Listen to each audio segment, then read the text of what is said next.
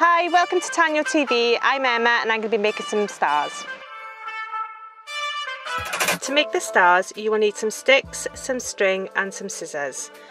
And as an optional you could use elastic bands. First you need to find some sticks. You can find them under or around some trees. You need 5 sticks to make the star. You need to cut or snap the 5 sticks to the same length, and then it will help if you place them in front of you in the shape of a star. You then need to attach the sticks using twine or string.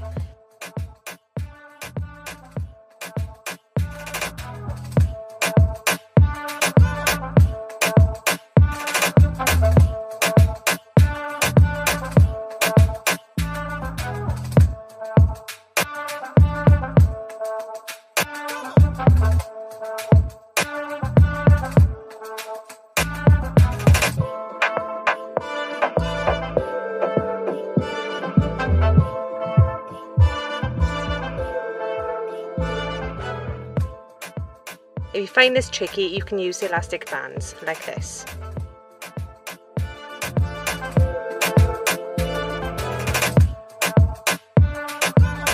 These make nice decorations. You can paint them or use glue and glitter or weave or leave natural.